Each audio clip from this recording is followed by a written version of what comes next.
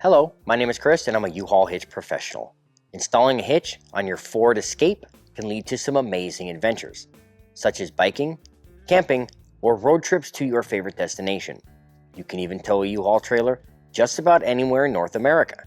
Now let's take a look at how to complete this Tow Smart hitch installation. You will need the following tools and supplies to complete this installation. Begin this installation with lowering the exhaust using a 11mm socket, a 10mm socket that will need to be a deep well. First, let's support this exhaust with a strap. On the passenger side, begin by removing first the outer nut with the 11mm socket. Pull the electrical harness off of the stud, and now remove this fastener with the deep well 10mm socket. On the driver's side, remove the fastener with the 10mm deep well socket.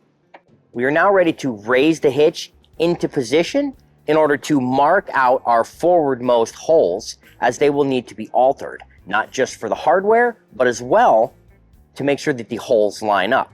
I will be using the U-Haul exclusive hitch jack for this. If you do not have one, I would recommend a second set of hands. Pass the hitch over the exhaust and line up the 6 mounting locations.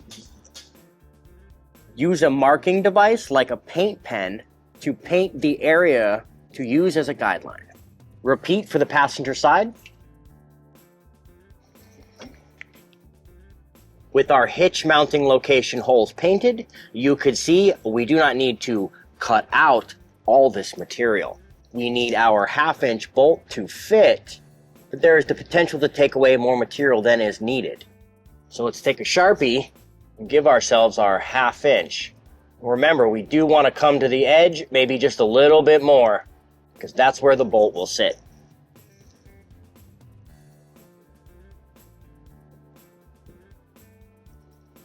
To enlarge in the holes, there are 2 ways to do this with 2 separate sets of tools. The die grinder, if you have it, is the fastest and easiest way to do it. We'll check that out second.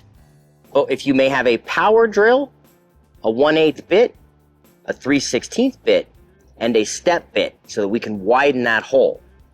Marking the area to be drilled with a chisel and hammer, if available, is a good way to ensure the bit does not walk along the metal.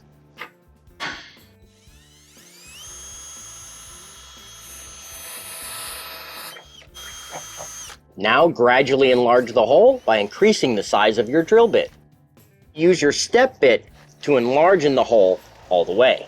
Use gentle pressure and pull the drill towards you to keep it inside the square. Use a metal file to handle any jagged cuts. Once you have elongated the hole so that the carriage bolt will pass through for the hitch, we now need to widen the hole so that we can get the carriage bolt in. For this, we use a 1-inch step bit. You can enlarge either section, but your bit may naturally want to fit here.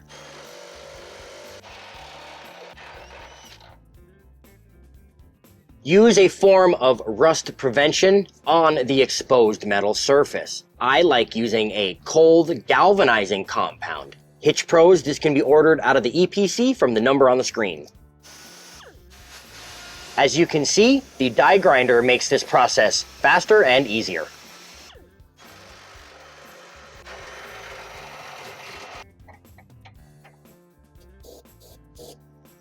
You are now ready to fish in the hardware.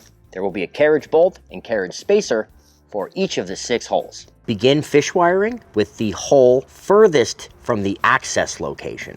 The coiled end goes into the mounting location and passes to the access location. A tip to make this easier is to bend the fish wire beforehand.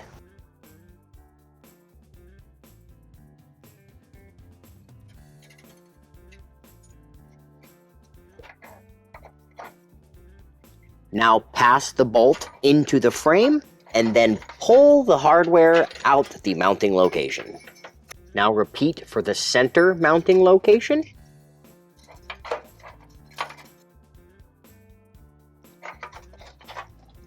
When faced with a access hole that is also your mounting hole, we will do a reverse fish wire. First, place the spacer onto the coiled end of a fish wire, then thread on a carriage bolt. Then the hardware goes in reverse. Carriage bolt first, spacer second, and then it is pulled back out the location.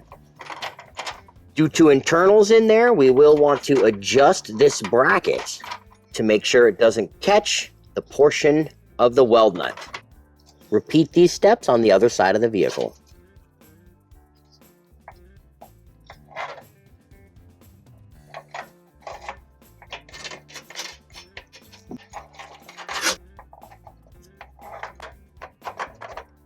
We are now ready to re-raise the hitch into position, only this time we need to pass our fish wires through their respective mounting locations.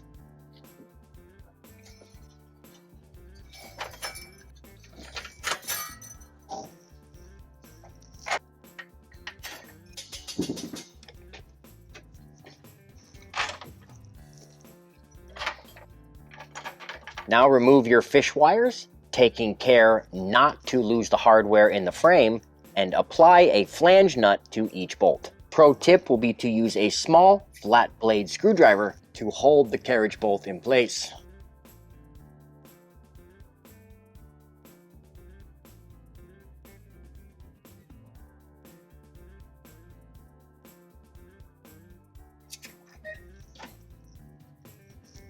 We are now ready to tighten and torque the hardware to the manufacturer's specifications.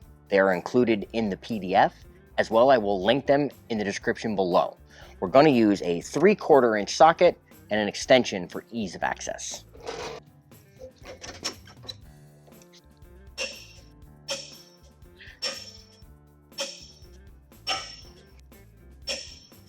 For peace of mind, I like to mark my bolts with a paint pen after I have torqued them.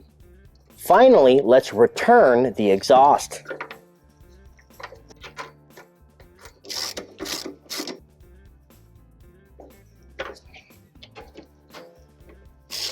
Don't forget the electrical harness and the 11mm fastener.